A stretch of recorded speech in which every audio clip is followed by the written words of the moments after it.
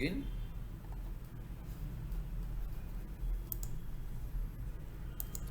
SSL पड़ी थी ना, इस वेबसाइट पे SSL का इशू है, इस वजह से ये डायरेक्ट लॉगिन नहीं हुई है, यानी कि SSL एक्सपायर हुई है।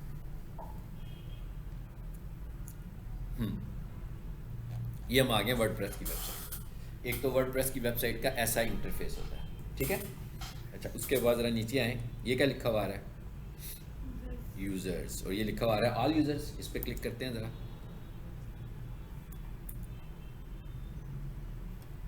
यूज़र्स में आ गए, यहाँ पर ऑलरेडी एक यूज़र बना हुआ है।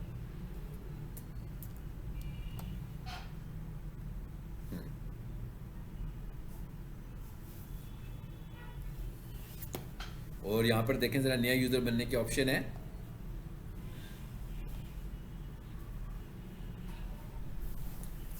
जी, ये क्या लिखा हुआ आ रहा है? Add new. मैं इस पर क्लिक करता हूँ।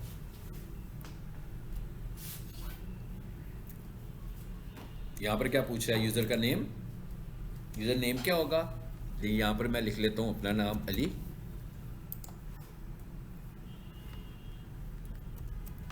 और उसके बाद क्या पूछ रहा है? एक ईमेल होनी चाहिए। यहाँ पर आकर मैं लिख लेता हूँ plhr38@gmail.com। यानी इसका मतलब क्या हुआ कि कोई भी नया यूज़र अगर आप ऐड करेंगे तो ईमेल भी बतानी पड़ेगी आपको, ठीक है। उसके बाद यहाँ पर मैं अपना नाम लिख लेता हूँ। चलें,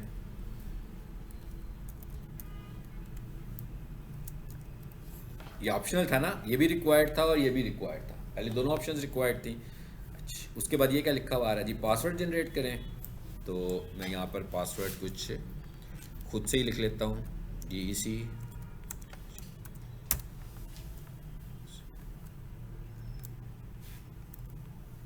क्वेश्चन मार्क क्वेश्चन मार्क। चलो ठीक है। इसका मतलब क्या हुआ कि मैं एक यूज़र बना रहा हूँ इस वेबसाइट के एक्सेस करने के लिए। और ये क्या लिखा हुआ आ रहा है? रोल। कितने सारे रोल्स हैं? Editor, author, administrator, SEO editor, SEO manager, ठीक है। यानी किसी ने सिर्फ SEO का काम करना है तो मैं उसको सिर्फ यही रोल दूंगा और कोई काम नहीं देंगे हम। तो हम कहते हैं भाई ये है एडमिनिस्ट्रेटर और ऐड न्यू।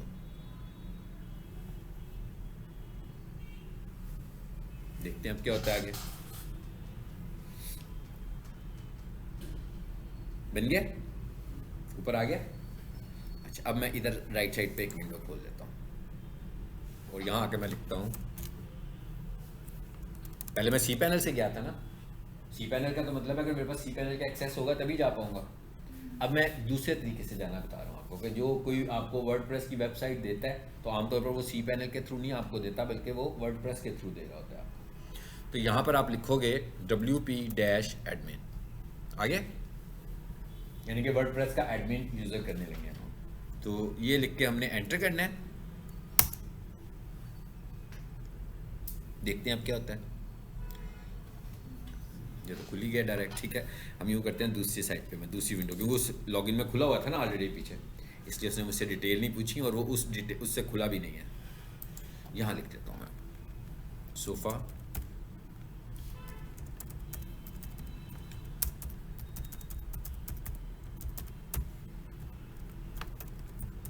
ये तरीका है, ये लिख के हमने एंटर किया है।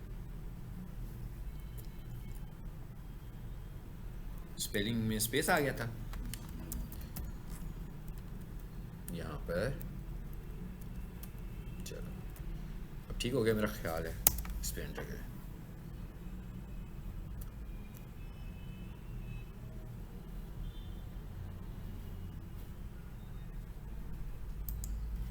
क्या हो गया भाई? खुल जाओ। स्पेलिंग वॉशिंग, जी मिस हो गया है।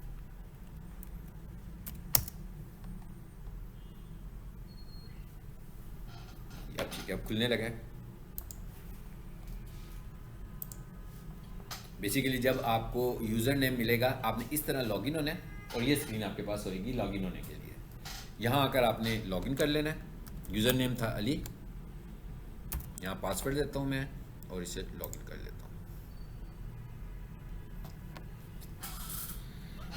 जी, कहता है आपने ये ईमेल दी हुई है, फिलहाल हम कह रहे हैं it's okay, remind me later, इसे मैं बंद कर रहा हूँ फिलहाल। कह रहे ये ईमेल अगर आपने चेंज करनी हो तो आप चेंज कर सकते हैं। यहाँ पे खुल गया।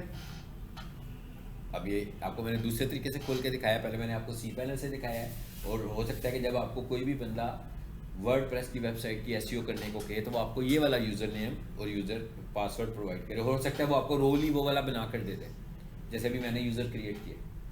तो आप देख रहे थे ना वहाँ पर एसईओ मैनेजर का रोल भी आ रहा था। तो हो सकता है वो आपको पूरी का एक्सेस ना दे, बल्कि आपको सिर्फ एसईओ करने के लिए कहे। तो इसका मतलब क्या होगा कि जो प्लगइन एसईओ से रिलेटेड होंगे आप उनमें जाकर पेजेस पे जाकर, यानी और कोई काम नहीं, एडमिनिस्ट्रेटिव, जैसे मैंने भी यूज़र बनाया तो मैं एडमिनिस्ट्रेटर था तो यूज़र बना लिया। अगर मैं एडमिनिस्ट्रेटर ना होता तो मैं यूज़र भी ना बना पाता। अगर मैं एसईओ मैनेजर होता तो यूज़र का रोल मेरे पास ऑप्शन तो नहीं होना था यूज़र बनाने के लिए। ठीक है, तो ये एक काम कर लिया हमने। अच्छा, अब ज़रा देखते हैं कि यहाँ पर प्लगइन इंस्टॉल हुआ है योस्ट, जो मैंने आपको बताया था। ठीक है, अब इसका जो इंटरफेस होता है वो हमारे लिए क्या अंडरस्टैंड करना ज़रूरी है। ये मुख्तलिफ टाइप की वेबसाइट्स होंगी हमारे पास। एक वैसी होंगी जैसी हमारी अपनी थी कि होम पेज स्टाइल होती हैं, लैंडिंग पेज होता है और उसके ऊपर सारी इन्फॉर्मेशन होती है, और उधर से हम मूव करते हैं दूसरे पेजेस पर। मतलब एक स्टाइल तो ये वाला है। दूसरा स्टाइल कौन सा होता है? दूसरा स्टाइल ई कॉमर्स स्टाइल है, कि वो ई कॉमर्स की कोई वेबसाइट है जिधर से सेलिंग होने लगी हुई है। तो याद रखें इन दोनों की जो एसईओ है वो मुख्तलिफ है। मतलब होम पेज की एसईओ बिल्कुल वैसे ही है जैसे हम पहले कह रहे थे, मगर अगर हमारी ई कॉमर्स वेबसाइट है, जैसे मैं कहता हूँ दराज है, अब वो दराज की वेबसाइट का तो कोई होम पेज नहीं होता, आपने भी देखा है, होम पेज तो कोई नहीं खुलता, उनकी तो एक प्रोडक्ट कैटलॉग खुलता है आपके सामने। इसका मतलब क्या हुआ कि उसकी एसईओ का स्टाइल डिफरेंट है। उसकी एसईओ कैसे होती है? प्रोडक्ट बेस्ड एसईओ होती है, यानी उनके पेज के ऊपर 10 मेन प्रोडक्ट्स हैं जो बहुत अच्छी चल रही हैं, तो सबसे पहले वो क्या करेंगे, उन प्रोडक्ट्स की एसईओ करवाएंगे। मिसाल के तौर पर मैं कहता हूँ मेरी एक वेबसाइट है और हम ये कह रहे हैं हमारी दराज की तरह की नहीं है, बल्कि हमारी शॉप है। जैसे आपकी एक सैनिटरी की शॉप है, तो आप चाहते हो आपने अपनी एक ई कॉमर्स की वेबसाइट बनाई है, अब आप उसकी एसईओ करना चाह रहे हो। अब एक पहली बात तो यह है कि जो ई कॉमर्स वेबसाइट है, इसका मतलब क्या है? इसका मतलब यह है कि कोई भी बंदा उस वेबसाइट पर आएगा और वहाँ से प्रोडक्ट को सिलेक्ट करेगा, ऑर्डर प्लेस करेगा, ऐड टू कार्ट करेगा, जिसकी वेबसाइट होगी उसके पास ऑर्डर प्लेस हो जाएगा, उसको मैसेज आ जाएगा कि ऑर्डर आ गया। इस तरह की जो वेबसाइट्स हैं वो ई कॉमर्स हैं। अभी हम जो वेबसाइट बना रहे थे प्रोफेशनल किचन, आपको लगता है कि वो ई कॉमर्स वेबसाइट है? वो तो ई कॉमर्स वेबसाइट नहीं है, वो तो इन्फॉर्मेशन वाली वेबसाइट है कि उस पर सिर्फ आपकी वेबसाइट से इन्फॉर्मेशन मिल रही है। वहाँ से आप कोई इस तरह का रियल टाइम ट्रांजैक्शन नहीं कर सकते हैं, बल्कि वहाँ से एक नंबर लेके कॉल कर सकते हैं, कॉल का बटन भी बना हुआ है, मगर वहाँ पर आप कुछ बाय नहीं कर सकते हो डायरेक्ट, क्योंकि वो ई कॉमर्स नहीं है। तो इस तरह की जो साइट्स हैं, अब हम ये कहते हैं कि भाई इनकी 10 ऐसे आइटम्स हैं जो कि चाहते हैं कि पहले उनकी सेल शुरू करें, तो उनमें से कोई एक आइटम है हम पिक कर लेते हैं और हम ये कहते हैं भाई ये ऑप्टिमाइज हो जाए। तो इसका मतलब क्या होगा कि हम उस एक आइटम पे जाएंगे, उसका जो हमने पेज डिफाइन किया होगा, उसका जो हमने प्रोडक्ट ऐड की होगी, उसका टाइटल, उसकी डिस्क्रिप्शन, उसका इमेज, यानी उसकी हम ऑप्टिमाइजेशन कर देंगे। ऑप्टिमाइजेशन का फार्मूला वही होगा जो पहले वाला है, लेकिन इस दफ़ा हमें क्या करना है, अगर मेरे पास 500 प्रोडक्ट्स हैं तो मुझे 500 प्रोडक्ट्स की ऑप्टिमाइजेशन करनी है, तो ऑप्टिमाइजेशन हो रही है। एक प्रोडक्ट की ऑप्टिमाइजेशन करूंगा तो सिर्फ उसी की होगी, बाकियों की डिफरेंस पता लग गया ना आपको कि ई कॉमर्स की ऑप्टिमाइजेशन और एक जो दूसरी साइट होती है उसकी ऑप्टिमाइजेशन में क्या डिफरेंस होता है। कि एक आम वेबसाइट है उसका आप होम पेज ऑप्टिमाइज कर रहे हो, लेकिन जो ई कॉमर्स वेबसाइट है उसकी आपने प्रोडक्ट, यानी मिसाल के तौर पर कोई बंदा मुझे कि भाई मेरी एक ई कॉमर्स की साइट है, मेरे पास 500 प्रोडक्ट्स हैं या मेरे पास 5000 प्रोडक्ट्स हैं, तो मैं एसईओ करवाना चाह रहा हूँ। जिसका मतलब क्या होगा, बेसिकली अगर वो चाहता है कि 500 की एसईओ हो जाए या 5000 की एसईओ हो, तो ये तो बड़ा बड़ा प्रोजेक्ट होगा। ये ऐसे तो नहीं है कि मैं उसे कहूँगा हाँ भाई 2 महीनों में या 3 महीनों में हम कर देंगे।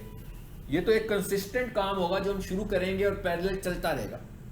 ये हो सकता है कि 2-3 महीनों में हम उसकी 20 प्रोडक्ट्स कर लें, फिर टाइम के साथ साथ 50 पे आ जाएं, फिर 100 पे आ जाएं, फिर 200 पे आ जाएं, लेकिन ये काम तो उसका कंसिस्टेंटली चलता रहेगा। इस काम के लिए नहीं, उसने 500 जब हम ये कह रहे हैं तो इसका मतलब क्या हुआ, 500 का मतलब ये हुआ कि उसकी 500 चीज़ें तो नज़र आनी शुरू हो जाएंगी ना, फिर मतलब एक एक चीज़ करेंगे ना। इट इज़ नॉट पॉसिबल कि हम 5000 को इकट्ठा ही ऑप्टिमाइज कर लें। लाजमी बात है, अगर वो कहेगा नहीं मुझे 5000 इकट्ठी ऑप्टिमाइज करनी है, तो जब हम उसको बजट उसका लाखों में बताएंगे तो कहेगा नहीं भाई आराम से करें, कोई ज़रूरत नहीं इतनी जल्दी करने की।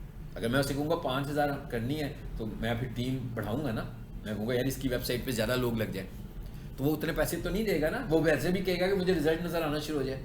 हम उससे यही कहेंगे, हम कहेंगे भाई आपकी जो टॉप मोस्ट 10 प्रोडक्ट्स हैं पहले हमें वो दे दें, फिर हम कहेंगे आप टॉप मोस्ट 20 में चले जाना, फिर आप टॉप मोस्ट 30 पे चले जाना, फिर आप टॉप मोस्ट 50 पे चले जाना, फिर आप टॉप मोस्ट 100 पे चले जाना। इस तरह कर लेना ताकि आपको 10 प्रोडक्ट्स होने के बाद कोई रिजल्ट भी तो आना शुरू हो जाए ना, कि आप किसी एक प्रोडक्ट को तो सर्च इंजन के टॉप पर लें, कम से कम वो तो बिकनी शुरू हो जाएगी ना आपकी, बजाय इसके कि आप कहें हम आपको कहेंगे हम भी 8 महीनों में आपकी 5000 आ जाएंगी, तो 8 महीने तक तो वो वेट ही करता रहेगा। ठीक है, सो ये ई कॉमर्स की एसईओ की साइंस बताई आपको मैंने। प्लगइन इंस्टॉल होगा या हम खुद इंस्टॉल कर लेंगे या उसे कहेंगे कि इंस्टॉल करके दो।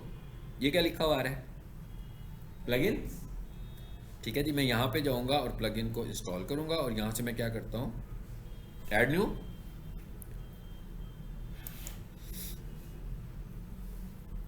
जी मैं आपको समझा रहा हूं कि प्लगइन कैसे आना है। ठीक है, मैं इस पर क्लिक करता हूं, हुआ क्लिक। प्लगइन क्या होता है, ऐप, वर्डप्रेस है ना, वर्डप्रेस खोला हुआ है। अब मैं ये कहता हूँ भाई एसईओ करनी है, तो उसके साथ हमें एक और सॉफ्टवेयर चाहिए। वो कहता है ये वाला सॉफ्टवेयर भी इंस्टॉल कर लो, ये एक एड इन सॉफ्टवेयर है। ठीक है, उस सॉफ्टवेयर को वो कहता है ये इसका प्लगइन है। समझ आ गई बात की, यानी जितने भी एक्स्ट्रा सॉफ्टवेयर उसके साथ इंस्टॉल होते जाएंगे वो सब क्या कहलाएंगे, प्लगइन्स के। अब यहाँ पर वो कहता है अगर आपको किसी और प्लगइन की ज़रूरत है तो इधर आएँ और यहाँ आकर उसका नाम लिख दें। ठीक है, जैसे मैंने लिखा कीवर्ड एसईओ, कि मुझे एसईओ से रिलेटेड चाहिए। ठीक है, देखते हैं क्या होता है आगे। कहता है योस्ट ऑलरेडी है आपके पास, ऑल इन वन एसईओ कहता है ये वाला भी है, इसको इंस्टॉल करना है तो इंस्टॉल नो का बटन प्रेस कर दें। ठीक है, rank math can not install. ठीक है, कहता है क्या कहता है, पढ़े, कहता है ये वाला जो प्लगइन है आपकी जो वर्जन है वर्डप्रेस का शायद पुराना है ज़्यादा। ठीक है, तो वो कहता है ये वाला वर्जन आपकी PHP, अब ये PHP की मैं टर्म इस्तेमाल कर रहा हूँ, इसका मतलब क्या है कि वर्डप्रेस की जो वेबसाइट बनी होती है ये एक लैंग्वेज है, वेब लैंग्वेज है PHP, उसमें बनी होती है। तो वो कहता है इस वक्त जिस लैंग्वेज के साथ आपकी वर्डप्रेस की वेबसाइट चल रही है उसको ये वाला प्लगइन सपोर्ट नहीं कर। अगर आपने शुरू में देखा हो जब हम यहाँ आए थे तो उसने ये भी कहा था कि PHP का वर्जन आपका पुराना हो गया है, उसे अपडेट कर लें। ये एक इशू है जो हमारे पास वर्डप्रेस की वेबसाइट्स का है और जो हमें कोडिंग में इस इशू का सामना नहीं करना पड़ता। इसलिए कोडिंग जब हमने की होती है तो वहाँ पर कोई उसकी एक्सपायरी नहीं है। जब तक मिसाल के तौर पर मैंने आज से 20 साल पहले भी कोई साइट बनाई होगी तो वो चलती रहेगी। ये अलग बात है कि 20 साल का स्टैंडर्ड, पहले का स्टैंडर्ड और आज का स्टैंडर्ड बेशक मीट ना कर रहा हो, ठीक है, लग ऐसे रहा हो जैसे यार ये मॉडल तो अब है ही नहीं ये वाला, लेकिन उस वेबसाइट को कुछ होगा नहीं कोडिंग में बनी हुई, मैं खुद उसे अपडेट करवा लूँगा। लेकिन जो वर्डप्रेस की वेबसाइट है इसके तो प्लगइन्स जो हैं वो अपडेट होते रहते हैं और सम टाइम एक्सपायर भी हो जाते हैं, और अगर आप उन्हें अपडेट ना करो तो उसके अंदर वल्नरेबिलिटीज़ भी बढ़ जाती हैं। वल्नरेबिलिटी का क्या मतलब होता है, वल्नरेबिलिटी का मतलब ये होता है कि भाई आपके सिस्टम में कोई चीज़ एंटर हो सकती है आपको डिस्ट्रैक्ट करने के लिए, जिसको हम वायरसेस बोल रहे होते हैं। ठीक है, तो कहता है जब आप उसे अपडेट नहीं करेंगे तो हो सकता है जो अपडेट हो वो इसीलिए आई हो कि भाई ये वायरसेस से बचाएगा, तो अगर आप वो नहीं करेंगे तो वायरसेस के लिए वल्नरेबिलिटी के चांसेस बढ़ते जाएंगे। इसी वजह से वर्डप्रेस की जो वेबसाइट्स हैं उनकी मेंटेनेंस बड़ी ज़रूरी होती है। यानी अगर उनको कोई बंदा प्रॉपरली देख नहीं रहा, रेगुलरली उन्हें कोई नहीं देख रहा, तो इसका मतलब क्या हुआ कि अगर उनमें कोई इशू आएगा तो वो करप्ट भी हो सकती हैं। और मेरे अपने भी ऐसे बहुत सारे क्लाइंट्स हैं जिनको हमने काम किया, किसी ने नहीं देखा, छोड़ दिया, 1 साल बाद तो पता लगा उनकी वेबसाइट उड़ गई है। और फिर जब हम जिससे बनवाते हैं हम उसके पास जाते हैं तो इसको हम कहें इसको ठीक कर दें तो वो कहेगा कि भाई इसको ठीक करने के इतने पैसे लगेंगे, नहीं बनवा लेंगे तो शायद मैं इसे सस्ती बना दूँ। वर्डप्रेस की वेबसाइट इतनी एक्सपेंसिव भी नहीं होती है, जल्दी बन जाती है। और अब दूसरी साइड पे अगर हम ये देखेंगे वर्डप्रेस के जो यूज़र्स हैं उनकी तादाद बहुत ज़्यादा है, मोर देन 70% यूज़र्स जो हैं वो वर्डप्रेस की वेबसाइट्स पे चल रहे हैं। उसकी वजह ये है कि एक तो यूज़र जो बनाने वाले डेवलपर हैं उनके लिए आसानी होती है, ये वाली वेबसाइट बनाना आसान होती है और ये इतनी एक्सपेंसिव भी नहीं होती है। लेकिन पाकिस्तान में जो वर्डप्रेस की वेबसाइट चल रही होती हैं वो काफ़ी स्लो होती हैं। उसकी वजह ये है कि वर्डप्रेस पे अभी हम एक प्लगइन इंस्टॉल करने लगे हैं ना, तो जब मैं ये प्लगइन इंस्टॉल करूँगा तो वर्डप्रेस मुझे कहेगा भाई ये वाला प्लगइन आपने बाय करना है, तो मैं कहूँगा नहीं मैं तो फ्री इंस्टॉल करना चाहता हूँ। तो हम यहाँ पर आम तौर पर ज़्यादा फ्री प्लगइन इंस्टॉल कर रहे होते हैं। तो जो फ्री प्लगइन्स होते हैं वो लोड बढ़ाते हैं आपकी वेबसाइट का।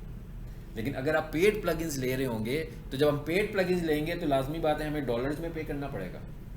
तो जब हम पेड प्लगइन्स लेंगे तो फिर इशू आ जाएगा हमारे पास कि भाई ये तो बहुत महंगा काम हो गया, तो इस वजह से। लेकिन अगर मिसाल के तौर पर एक डेवलपर है, उसने योस्ट का एसईओ प्लगइन ले लिया है, तो जब वो बाय कर रहा होता है तो वो बता रहा होता है कि इसको आप कितने यूज़र्स के साथ इस्तेमाल कर सकते हो। तो इसका मतलब क्या हुआ कि वो एक पेड प्लगइन आप एक से ज़्यादा दफ़ा भी इस्तेमाल कर सकते हैं। डिपेंड प्लगइन के ऊपर डिपेंड कर रहा होता है और उसकी कॉस्ट पे डिपेंड कर रहा होता है। ठीक है, तो यहाँ से तो हम लोगों ने क्या करना है, ये आपको समझ में आ गई है। और एक नहीं है, देखें कितने सारे आ रहे हैं ना। तो यहाँ से जो मैंने आपसे कहा था जो पॉपुलर है इस वक्त, वो एक तो योस्ट वाला है और एक रैंक मैथ वाला है। ठीक है, एक ही क्या लिखा हुआ है जी, SEO press on site SEO. ये ऑन साइट एसईओ करने के लिए कहते हैं ये भी आप इसके साथ इंस्टॉल कर सकते हैं। ये क्या लिखा हुआ है, लास्ट अपडेट 1 वीक अगो। ठीक है, इसको वो सपोर्ट ही नहीं कर रहा। इस पर क्या लिखा हुआ है, लास्ट अपडेट 2 वीक्स अगो। इसके ऊपर देखें रिव्यूज़ कितने अच्छे आ रहे हैं, इस पे रिव्यूज़ कितने आ रहे हैं, योस्ट के रिव्यूज़ देखें और इसके रिव्यूज़ देखें, कितना फ़र्क है, तादाद में फ़र्क है ना, क्योंकि ये बहुत पॉपुलर है, ये उतना पॉपुलर नहीं है। ठीक है, और इसके देखें इसके सारे के सारे कौन से हैं, 5+। चेक करते रहना चाहिए, यानी अगर आप काम कर रहे हैं तो आपको देखना है इसका कोई अपडेट आया होगा तो अभी देखते हैं, अभी चेक भी करते हैं कि क्या कोई अपडेट आया होगा, वो भी देखते हैं। तो ये तो एक चीज़ मैंने आपको बता दी इसकी। प्लगइन कैसे इंस्टॉल होना है, अब ये तो कोई मुश्किल काम नहीं है, इंस्टॉल का बटन ही दबाना है ना मैंने। प्लगइन इंस्टॉल होने के बाद इधर नज़र आना शुरू हो जाएगा। ठीक है, तो ये क्लाइंट की साइट है इसलिए हम इसमें कोई ऐसा काम नहीं करेंगे। मैं आपको सिर्फ ये बताऊँगा इंटरफेस। अच्छा, अब आ जाए इधर ज़रा। ये क्या लिखा हुआ है, ये रिफ्रेश का बटन बना हुआ है ना एक, कहता है इसको रिफ्रेश कर लो, क्या करो, अपडेट करो।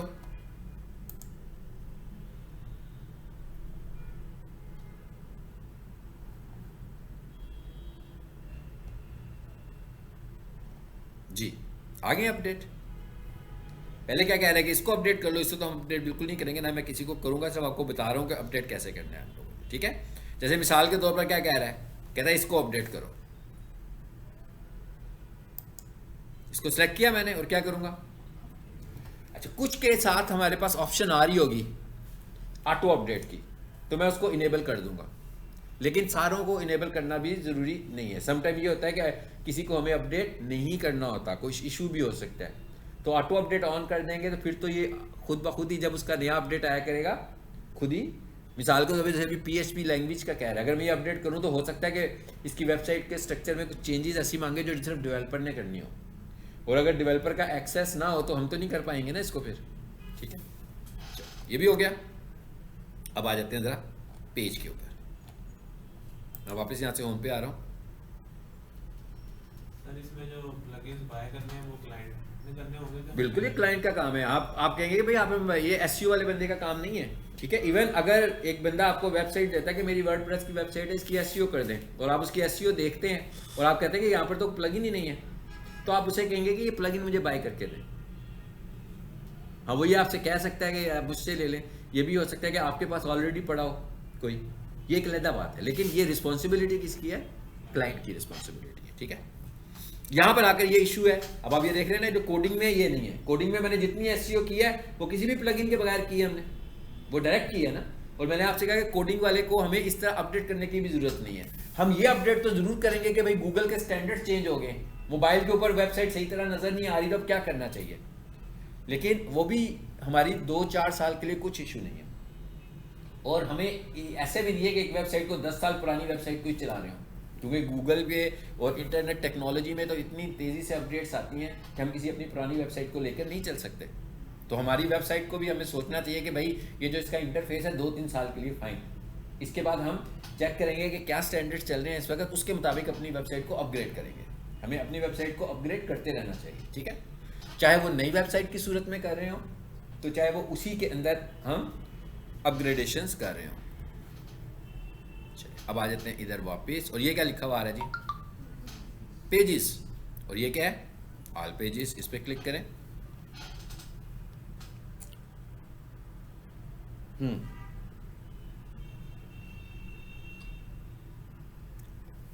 क्या आ गया यहाँ देखें जरा।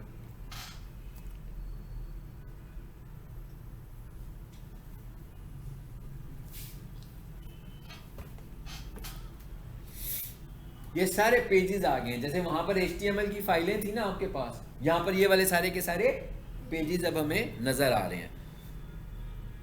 तो अब यहां पर हम अगर देखें, ये वाली वेबसाइट भी ई-कॉमर्स वेबसाइट नहीं है, तो इसका मतलब क्या हुआ कि यहां पर हम देखेंगे इसका होम पेज कौन सा है, जो लैंडिंग पेज है वो कौन से वाला है। तो हमें यहां से कैसे पता लगेगा, यहां पर देखें यहां क्या लिखा हुआ है, फ्रंट पेज। ये हमने नहीं लिखा हुआ, ये वर्डप्रेस ने खुद ही लिख कर दिया हुआ है कि इनमें से इतने सारे पेजेस हैं, इनमें से एक पेज आपका फ्रंट पेज है। इसको हमने फ्रंट पेज कर लिया है कि ये हमारा फ्रंट पेज है जी। इस पे एडिट करें। ये वो वाला पेज है जो वेबसाइट जब लोड होती है तो उधर से आता है। ये काफी पुरानी वेबसाइट है। यहां लिखें सोफा कारपेट वॉशिंग, वेबसाइट को भी खोल के देख लें जरा।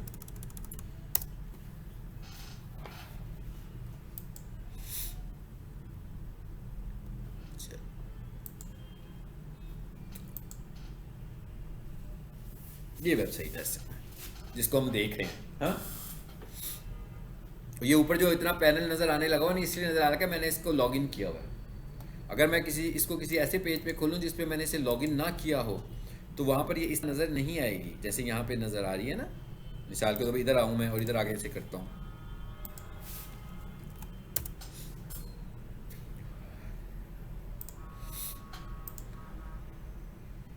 तो यहाँ पर सिर्फ वेबसाइट ही नजर आएगी, कंट्रोल पैनल उसका नजर नहीं आएगा। लेकिन नहीं आ रहा ना ऊपर वो कंट्रोल पैनल। वो कंट्रोल पैनल क्यों नजर आ रहा था, क्योंकि मैंने वर्डप्रेस को लॉगिन किया हुआ था। ठीक है, आ जाए इधर। ये आ गया जी हमें इस पर। अब ये देखें ये क्या है, ये सब कुछ नजर आने लगा हमें। यहाँ पर क्या कुछ है, ये सारी चीजें उस वेबसाइट की सूरत में हमें नजर आ रही हैं। क्या कहता है जी, यहां से शुरू हो रही है आपकी वेबसाइट। ये यहां से टेक्स्ट नजर आना आपको शुरू हो रहा है। अगर मैं यहां पर आकर देखूं,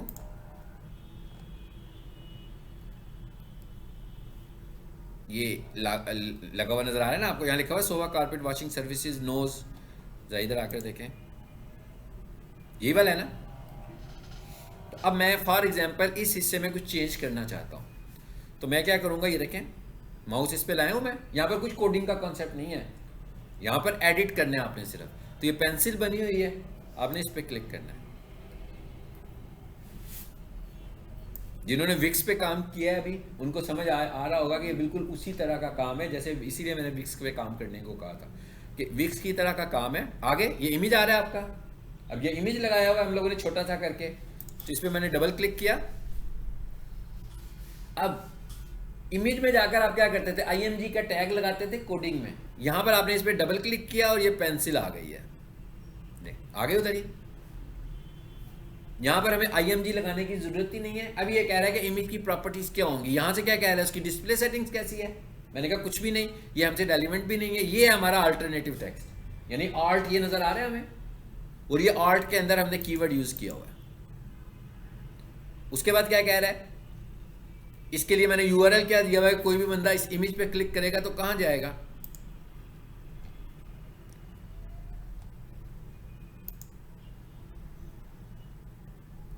कहां पर आया, बुकिंग पेज पर। ये उन्होंने अपना एक बुकिंग पेज बनाया हुआ है जहां से कि वो बुकिंग करवा सकते हैं। जिसने करवानी हो, सफाई क्लीनिंग करवानी हो, तो ये फॉर्म फिल करेंगे तो वो आगे चला जाएगा उनके पास। सो इमेज के ऊपर एक लिंक भी दिया हुआ था। ये सिर्फ समझाने के लिए मैंने आपको बताया कि इस पे एक लिंक भी था। और यहाँ पर देखिए होम पेज नहीं लिखा हुआ, हमने नहीं लिखा हुआ ना। यहाँ पर मैंने क्या लिखा हुआ, सोफा कारपेट वॉशिंग सर्विसेज। इसलिए लिखा हुआ है ताकि कोई भी बंदा, अगर हमने होम से कीवर्ड का तो कोई इतना खास मसला हल नहीं होता, हमारा होम ही लिखा रहता है हर दफ़ा। तो ये भी एक स्ट्रेटेजी होती है कि हम अपने होम बटन को अपने प्राइमरी कीवर्ड पे ले जाएं, यानी होम बटन के ऊपर हम अपना कीवर्ड लिख दें, तो रैंक होने के चांसेस और ज़्यादा बढ़ जाएंगे हमारे पास। ठीक है, इधर आ जाइए वापस। और ये URL मैंने दिया हुआ है, ना देना चाहूँ तो इसका मतलब है नहीं दूंगा, तो कुछ भी नहीं होगा। अब ये काम अगर मैंने कोडिंग में किया होता तो मैंने इमेज के ऊपर, इमेज के अंदर जाकर मैंने ahref लगाया होता, ऐसे ही है ना। तो ये मैंने यहाँ पे ये काम भी हमने डायरेक्ट कर लिया। चलो उसके बाद हमने ये क्या लिखा हुआ जी आगे, ये लिंक बना हुआ है, इस पर भी कोई देखें, मैंने इसको सेलेक्ट किया, ये कहाँ लेकर जा रहा है, ये भी बुकिंग पेज पे ही लेकर जा रहा है। और ये इसका पेंसिल है, इस पर क्लिक करें, और अगर मैं इसको ख़त्म करना चाहूँगा तो यहाँ से मैं इसको ख़त्म भी कर सकता हूँ। इसको वापस लाएं जी होम पे। उसके बाद अगर मैं ये चाह रहा था कि ये सोफ़ा कारपेट वॉशिंग सर्विसेज जो है, अब आप देख रहे हैं इसको क्या किया हुआ हमने, बोल्ड किया हुआ है ना इसको, ये देखिए ऊपर बोल्ड का बटन बना हुआ है, यानी इसके ऊपर आपने इस तरह काम करना है। ये क्या लिखा हुआ आ रहा है, विजुअल, यानी कि विजुअली हम चेंजेस कर रहे हैं इस पे। और राइट साइड पे क्या लिखा हुआ आ रहा है, इस पे टेक्स्ट की सूरत में चेंज कर आगे कोडिंग। अगर आप कोडिंग के एक्सपर्ट हैं तो आप यहां पे भी काम कर सकते हो, क्या ख्याल है?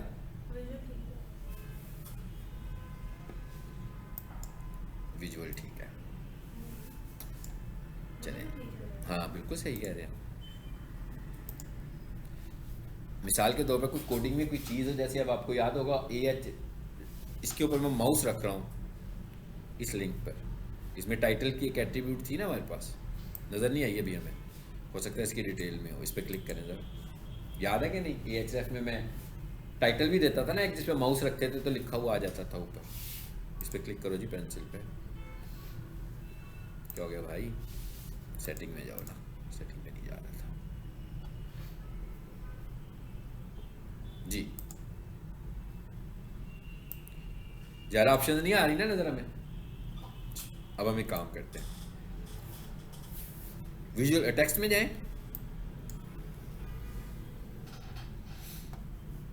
देखें जरा ahref कहाँ लगा हुआ है,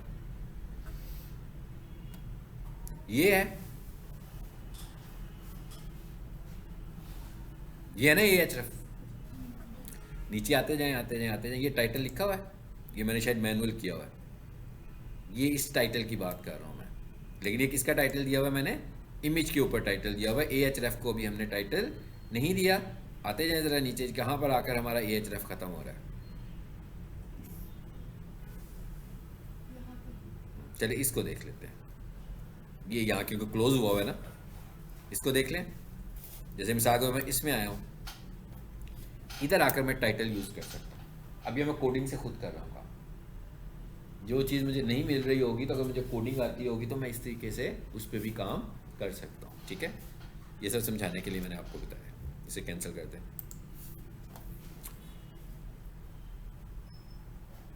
ये आगे से टेक्स्ट ब्लॉक बना हुआ आ रहा है, ये आप देख रहे हैं फॉर्मेटिंग सारी इसमें हुई हुई है।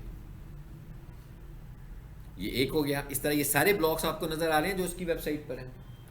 इस तरह हमने, अब आपने ये देख लिया कि ये ऑन साइट एसईओ करने का तरीका, जो साइट के ऊपर एसईओ कर रहे थे, यहाँ कितनी ज़्यादा इतनी ही आसान ये विक्स पे भी होगी, इतनी ही आसान ये वर्डप्रेस में भी होगी। और वहाँ पर जब हम कर रहे थे जो साइंस थी, वहाँ पर हमें हर कोडिंग खुद करनी पड़ रही थी। लेकिन ये सब प्लगइन्स डिपेंडेंट प्लेटफॉर्म है, अगर प्लगइन को कुछ होएगा तो कुछ इशू हो सकता है, लेकिन मैंने आपको बताया कि मोर देन 70% जो वेबसाइट्स हैं वो वर्डप्रेस बेस्ड हैं, ठीक है। अभी जो है ना विक्स भी आना शुरू हो गया है, विक्स की वेबसाइट्स भी बनना शुरू हो गई हैं। और वर्डप्रेस में आपने देखा हमें प्लगइन इंस्टॉल करना पड़ रहा है।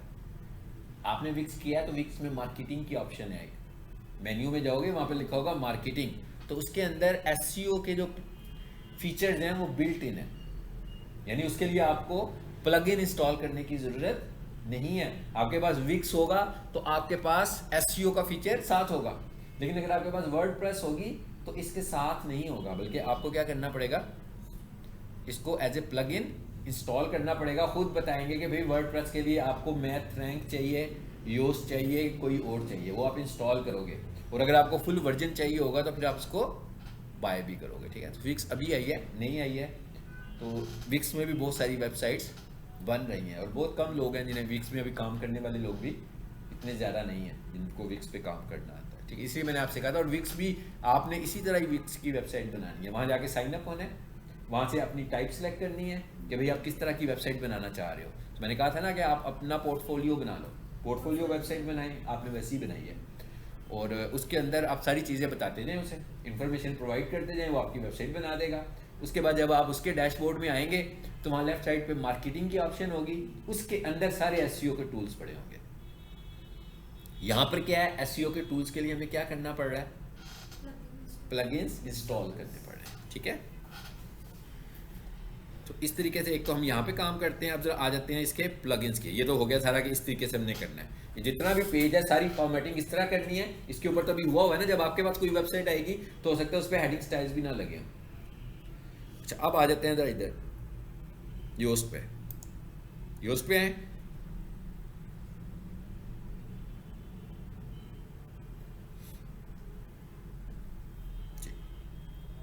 ये खुल रहा है, खुलने देते हैं इसको। ये कह रहे हैं ना योस्ट को बाय करें, इसका मतलब क्या होगा कि योस्ट का वर्जन इनके पास पेड नहीं होगा, ठीक है, ट्रायल वर्जन ही होगा, अनपेड वाला वर्जन होगा। अब ये हमारे पास चीज़ें आ गई यहाँ पर। ये क्या लिखा हुआ आ रहा है, वेब मास्टरिंग टूल्स। लेकिन उससे भी पहले बल्कि एक काम करें, वापस होम पेज पे जाएं। पहले एक चीज़ और रह गई है, वो दिखाऊँ आपको। वापस आ जाएं इधर कि इसके हवाले से वो बताएगा कि इसकी एसईओ में क्या क्या इंप्रूव होने वाला है। वो हम कहाँ से देखेंगे, वो देखते हैं।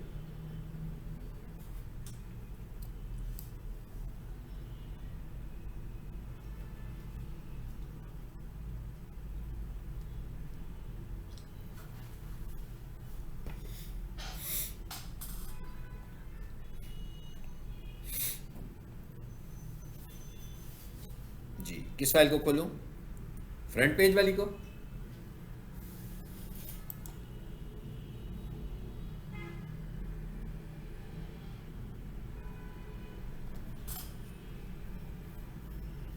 अब इसके एसईओ एनालिसिस वो मुझे बताएगा, और मुझे बताएगा कि इसमें क्या अभी और करो, मजीद क्या करना है आपको, ठीक है। अभी आपको वो बताएगा कि इसमें क्या रह गया है, एसईओ के हवाले से आप ये चीज़ें करें। नीचे आते जाएं, एंड पे बताएगा, जहां वेबसाइट खत्म होगी ना, ये देखें आगे कह रहा है योस्ट एसईओ के हवाले से हमें बता रहा है कुछ। ये क्या है, पढ़ा था ना हमने स्कीमा। वो ये कहता है भाई स्कीमा यहाँ से एडजस्ट कर लें, इसके लिए आपको स्कीमा लगाने की ज़रूरत, उस तरह जाने की ज़रूरत नहीं है, स्कीमा और जी पे भी जाने की ज़रूरत नहीं है। ये एसईओ में आगे दिखा रहा है कि मोबाइल रिजल्ट कैसे होंगे और डेस्कटॉप रिजल्ट कैसे होंगे। ये देखें, ये एसईओ टाइटल जो हमने बनाया हुआ है, यहाँ पे क्लिक करेंगे तो इधर कर्सर आ गया हमारे पास। इसका क्या मतलब है, इसका मतलब क्या कहता है, यहाँ पर क्या लिखा हुआ है, टाइटल, पेज सेपरेटर और साइट टाइटल। ये इसने खुद से वेरिएबल्स बनाए हुए हैं। अगर मैं चाहूँ इनको रिमूव करूँ और खुद से टाइप कर दूँ, जैसे मैं टाइप करता होता हूँ, सिखाया था आपको। ये मेटा डिस्क्रिप्शन है, ठीक है, ये मेटा डिस्क्रिप्शन हमने इसकी नहीं लिखी हुई।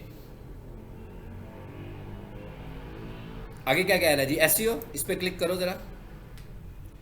ये आपको पता है ना, रेड कलर का, ऑरेंज कलर का और ग्रीन कलर का, है ना। रेड का मतलब क्या है कि ये तो हुआ ही नहीं हुआ काम। ऑरेंज का मतलब है कि बेहतर हो गया कुछ, लेकिन अभी इसमें मजीद बेहतरी की ज़रूरत है। और ग्रीन का मतलब है कि ये चीज़ें ठीक है।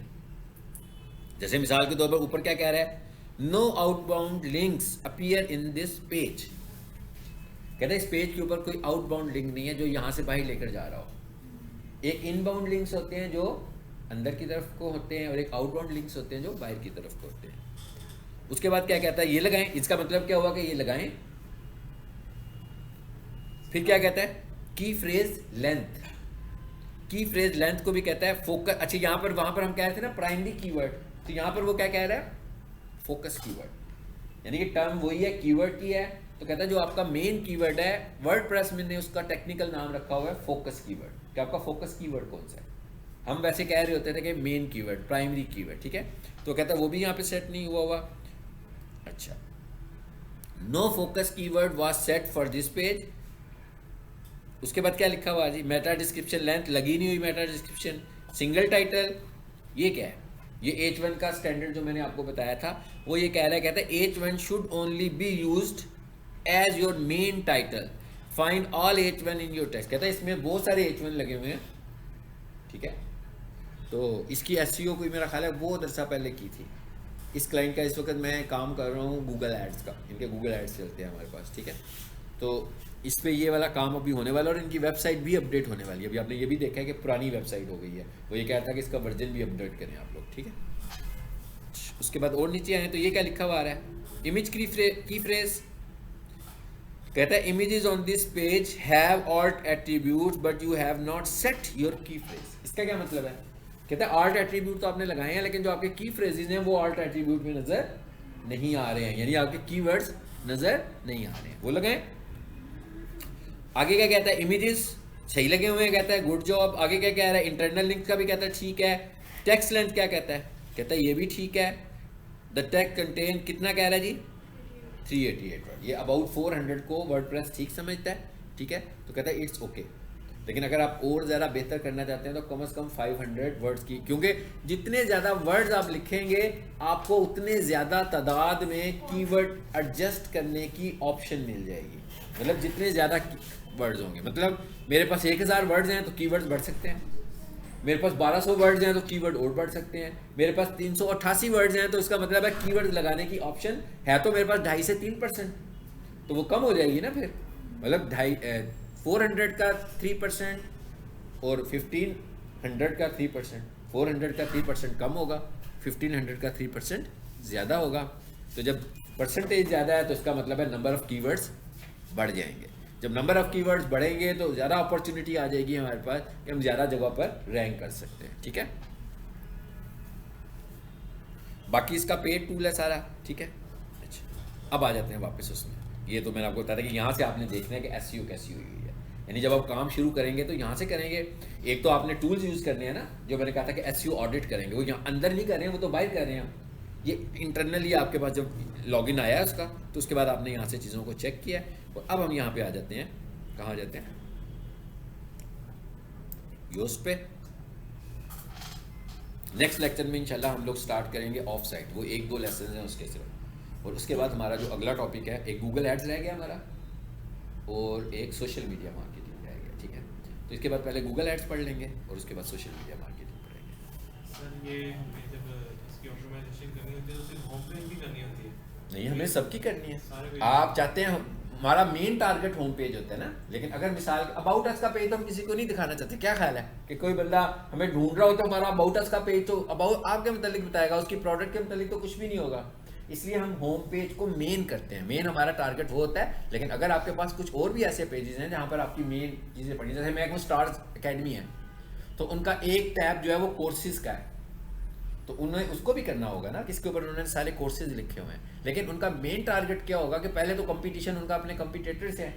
आप ये भी देखते हैं कि जो वेबसाइट्स खुलती हैं हमेशा होम पे लेकर आते हैं, हम उनको खुलती भी होम पर ही है, यानी कि पहली जो 4 वेबसाइट के लिंक आते हैं वो होम पेज के आ रहे होते हैं ना, किसी के भी सब वेबसाइट के लिंक नहीं होते हैं। यानी हमारा जो मेन टारगेट होता है वही होता है। लेकिन हम फिर ये कहते हैं कि भाई 5-6 कीवर्ड्स हैं तो 2 को हम होम पेज से करा लेते हैं, 1 को हम दूसरे पेज से करा लेते हैं, दूसरे को हम तीसरे पेज से करा लेते हैं। कीवर्ड्स की तादाद बढ़ रही है ना, यही साइंस मैंने आपसे कहा था कि हम सब डोमेन यूज़ कर लेते हैं कि हमारे सारे कीवर्ड फोकस नहीं हो रहे हैं। मैंने एक सब डोमेन बनाई और उसके ऊपर एक कीवर्ड फोकस कर दिया।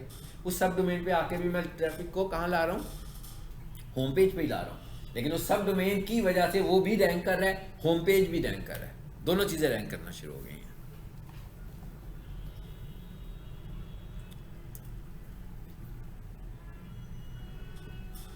इधर आ जाइए जी, इसमें ये क्या लिखा हुआ है, वेब मास्टरिंग टूल्स। अब मैं कहाँ आ गया हूँ, पहले मैं कहाँ पे था, पेज पर था सीधा, अब मैं कहाँ आ गया हूँ, वेब मास्टरिंग टूल्स पे आ गया हूँ जी। ये क्या लिखा हुआ है जी, गूगल वेरिफिकेशन कोड।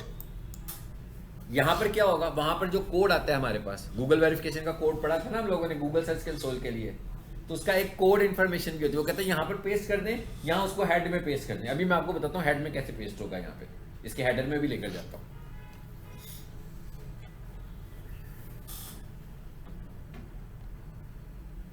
अच्छा, उसके बाद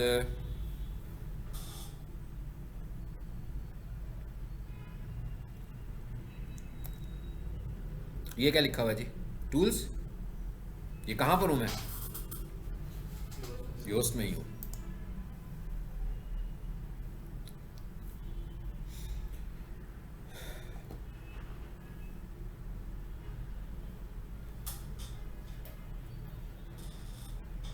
जी, टूल्स में आ गए हम लोग, कुछ भी नहीं नज़र आ रहा, लेकिन यहाँ पर एक ऑप्शन नज़र आ रही होगी आपको, क्या?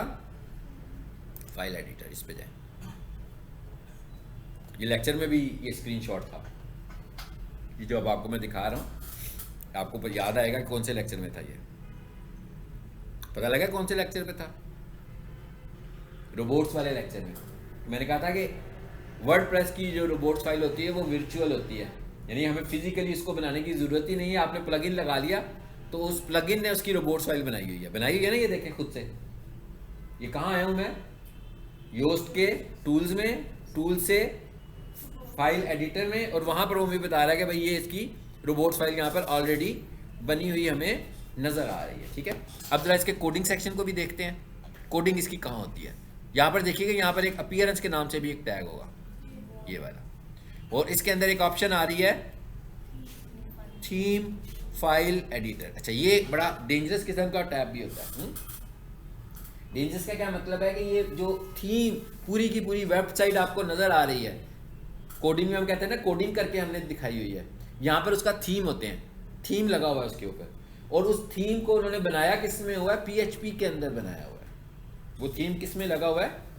PHP में लगा हुआ है। तो उसकी सारी कोडिंग यहाँ आ गई, देख लें ज़रा, आइए नज़र।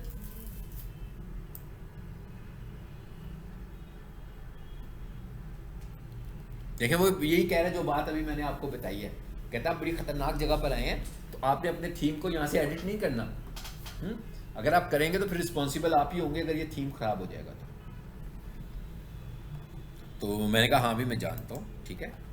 तो एक उसमें आप रहा था गो बैक का ऑप्शन, कि अब गलती से अगर आ गए तो चले जाएं यहाँ से, ये आपको नुकसान पहुँचा सकता है। आपका थीम ख़राब हो गया तो आपकी वेबसाइट का इंटरफेस ख़राब हो जाएगा। ठीक, अब मैं आ गया हूँ क्योंकि आप कोडिंग जानते हैं, तो मैं इसलिए आपको यहाँ ले आया हूँ कि भाई आप इधर आ सकते हैं हेडर में इसके। ठीक है, अब हम देखते हैं कि इसका हेडर कहाँ है।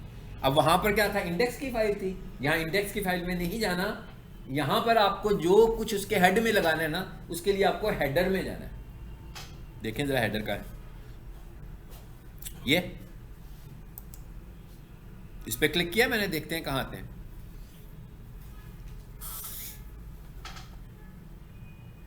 आ गया नजर हेडर, ये देखें हेड पोर्शन में आ गया, मेटा नजर आना शुरू हो गया आपको।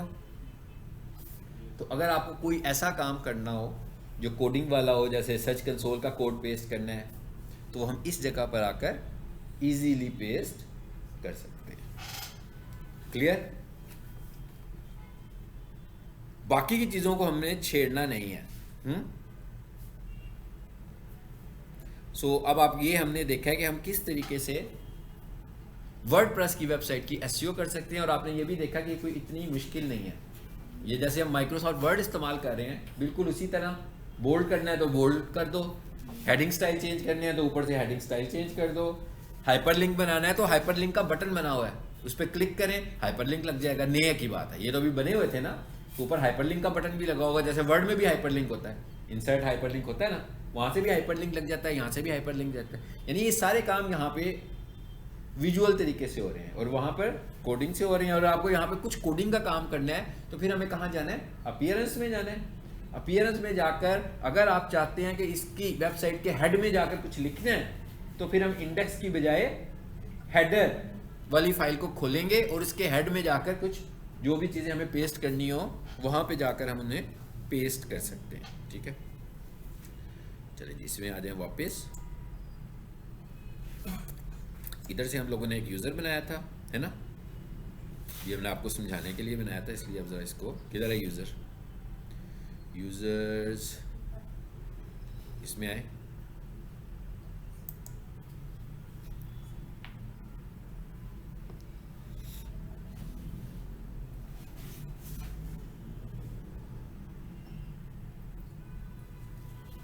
ये नो इसकी रिकॉर्डिंग हुई है ना, सारा सबको यूज़र का और पासवर्ड का पता लग जाएगा। जो जो वीडियो देखेगा उसका मैं यूज़र नेम चेंज कर दूँ, पासवर्ड चेंज कर दूँ, रिकॉर्डिंग में ना जाए।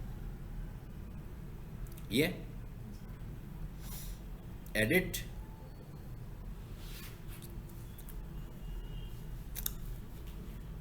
एडिट, ये क्या लिखा हुआ है जी? डिलीट, चलें डिलीट कर देते हैं सीधा सीधा। हाँ तो सिर्फ आपको समझाने के लिए बनाया था मैंने।